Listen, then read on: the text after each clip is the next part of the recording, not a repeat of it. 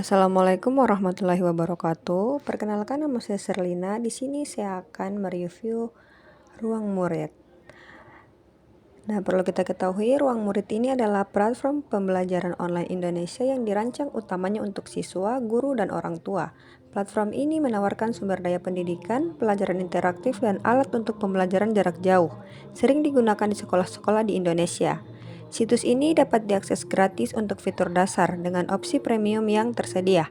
Ini merupakan bagian dari ekosistem teknologi pendidikan yang lebih luas di Asia Tenggara, mirip dengan platform seperti Google Classroom atau Khan Academic, tetapi disesuaikan dengan kurikulum lokal. Baik fitur-fitur yang ada pada Ruang Murid ini yaitu ada beberapa fitur utama. Yang pertama di sini ada materi pembelajaran digital, di mana digunakan guru sebagai bahan ajar, pengayaan, dan remedial tanpa harus membuat semua materi dari nol. Dan siswa menggunakannya sebagai belajar mandiri di rumah atau mengulang materi yang belum paham. Nah, selanjutnya ada fitur buku bacaan digital yang berfungsi sebagai perpustakaan buku digital untuk mendukung gerakan literasi, yang digunakan siswa untuk membaca cerita, buku pengetahuan, dan referensi lain meskipun sekolah minim koleksi buku fisik.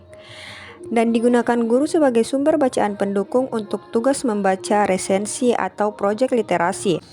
Pada buku digital ini kita bisa mencari jenjang yang kita mau sesuai dengan tema, bahasa, dan format yang kita inginkan. Selanjutnya ada fitur 7 kebiasaan anak Indonesia hebat yang berfungsi menanamkan 7 kebiasaan positif, sehat, disiplin, berkarakter, dan lain-lain melalui materi khusus yang digunakan guru sebagai bahan pembiasaan di kelas.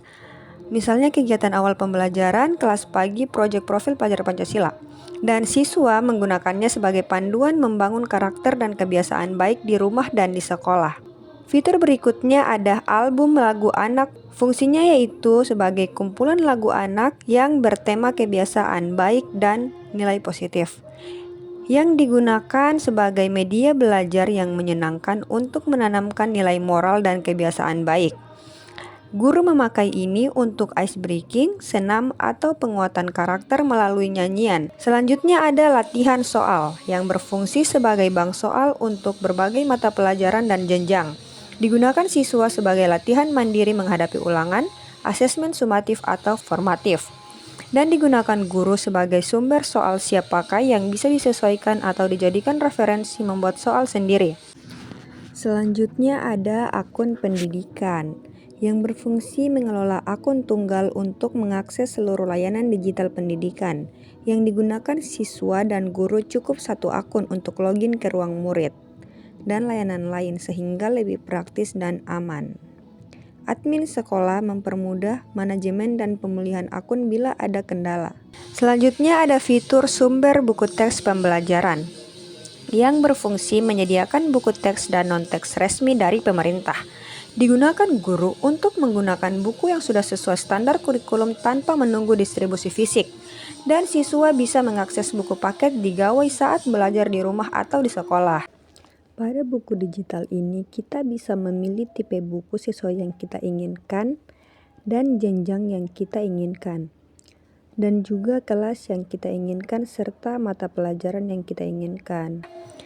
Selanjutnya ada fitur pendidikan jarak jauh yang berfungsi menyediakan sarana pembelajaran daring terutama untuk jenjang menengah yang digunakan sekolah untuk menjalankan pembelajaran ketika tatap muka terbatas, misalnya di daerah 3T atau kondisi khusus.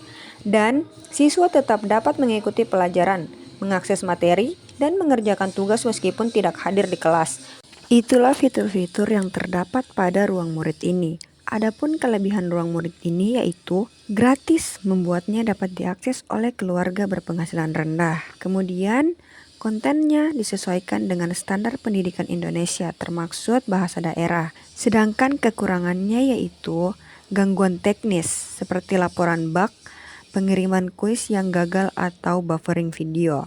Kemudian fitur premium diperlukan untuk alat lanjutan yang bisa harganya mahal. Mungkin itu saja yang bisa saya sampaikan, kurang dan lebihnya mohon dimaafkan. Wassalamualaikum warahmatullahi wabarakatuh.